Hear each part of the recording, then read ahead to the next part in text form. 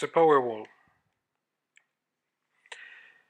The PowerWall refers to the electric energy consumption of achieving past a limiting factor for processor frequency increase. That means that we have reached a limit into the performance of processors due to frequency. Let's look at what happens.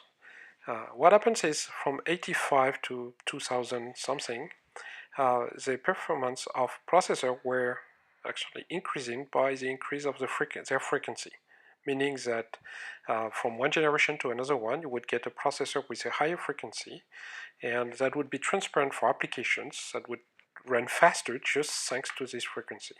So that was actually very nice. Beginning of the 2000 years, the frequency stabilized around 3 gigahertz. The consequence is that the sequential jobs would not improve in performance. So to get more computing power, constructors have been starting to design multi-core chips. Yeah, this is this part. So as to deliver more power, they would actually provide more cores into the chips in order to do this. The consequence for applications means they have to be programmed in parallel to take advantage of those cores. This has been made possible by the transistor technologies that keep decreasing, so you could put more transistors into a chip. The power, frequency, and voltage. The power, frequency, and voltage are given by this formula. And this formula is divided in two parts. The static part of the energy, so that's when the clock is not moving, this is energy that the chip will consume. And this is a dynamic part. And this part is defined by alpha, the switching factor. So when the transistor goes from 0 to 1, it will consume energy. And there is a lot of capacitance that are here, represented by C, that consume energy when running the processor. The two other components of this formula is the voltage. And the voltage influences the power consumption as the square of its value. Meaning if you increase the voltage, you will actually multiply by, if you double the voltage, you will multiply by 4 the power consumption. The frequency, given by F, changes the power consumption linearly with its value. The power is given in watts. Okay. And usually what people care about is actually the energy consumed by a job. That is the power in here multiplied by the number of seconds to the job. Okay.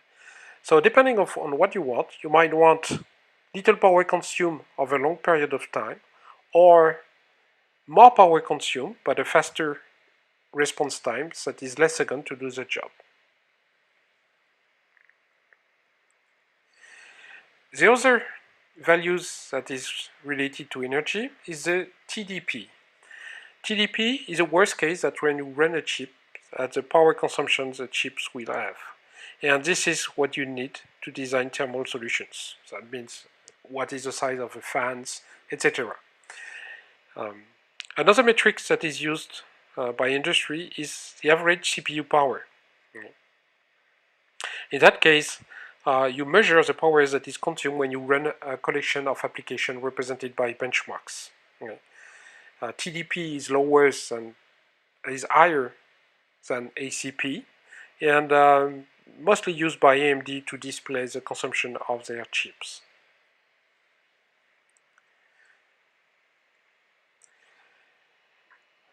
Most modern processors, they provide a mechanism called DVFS. So the idea behind that is that you could dynamically change the voltage and the frequency according to the load of the machine. So that's a runtime mechanism. So at runtime, when the load is low, you will actually decrease the voltage and the frequency because you don't have a lot of work to do. Or when the load is high, you will increase the voltage and the frequency in order to get the job done. So let's take an example here, an abstract example.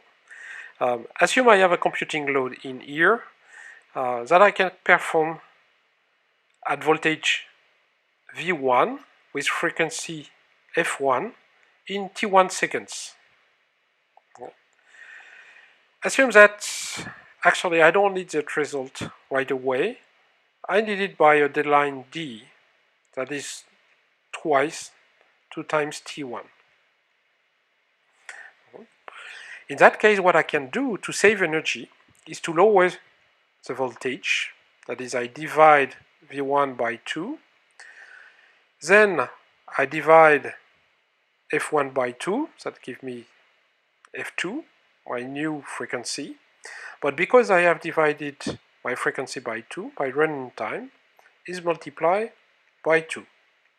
So I just meet my deadline. So in terms of energy, I'm consuming for a longer time, okay, so twice. And the power consumption in here will be actually lower, not because I have divided F1 by 2 because I'm running longer, but because I have divided V1 by 2, and because the energy consumption varies with the square of for the dynamic part of the voltage, I will actually have minimized my energy consumption. So DVFS is used in many processors, and usually you don't see it at the application level. It's handled by the system. Here are the questions for the today's lesson.